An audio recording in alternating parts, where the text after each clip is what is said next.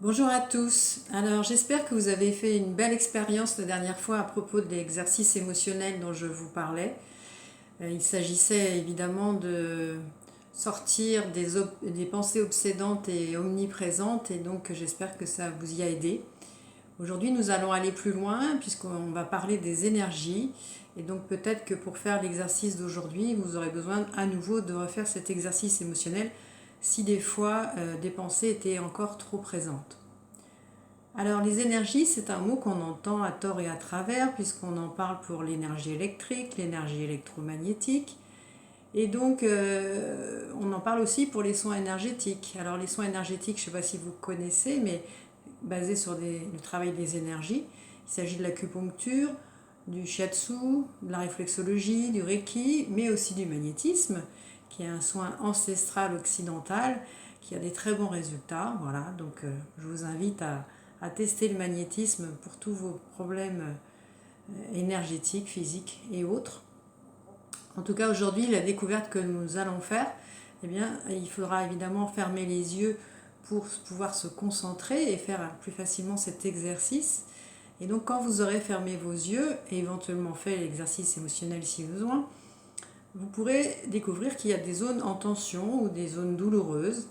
Et ces zones, en fait, elles représentent des zones où les énergies sont bloquées, elles ne circulent plus. Donc ça, c'est déjà un point. Et si vous regardez à côté de ces zones-là, comment l'énergie circule, elle est plus fluide, c'est-à-dire que même les mouvements peuvent être plus agréables. Mais en tout cas, tout ce qui est fluidité, c'est Mesmer qui avait inventé le magnétisme animal, qui avait mis ça à l'ordre du jour. Eh bien, c'est un espèce de courant, puisqu'en fait, il s'agit d'ondes, un petit peu comme les ondes électromagnétiques dont je vous parlais, ou même les ondes que notre cerveau peut produire. Eh bien, on travaille avec ces ondes et on agit sur la personne avec ce travail. Donc, quand vous allez expérimenter, j'ai fait une petite parenthèse pour revenir à notre sujet qui était sur les douleurs, les tensions, et à côté, justement, une fluidité qui est beaucoup plus agréable.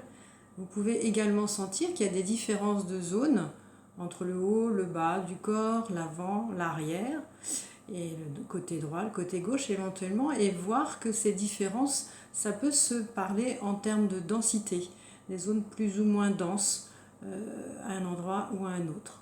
Donc c'est cette découverte-là que je vous invite à faire, c'est aller voir comment vos énergies circulent ou pas dans votre corps, et puis de sentir tout ça, de découvrir tout ça sans préjugés. Et puis c'est un monde vaste, voilà, qu'on va poursuivre dans les prochaines fois. Alors je vous souhaite une belle découverte et je vous dis à très bientôt.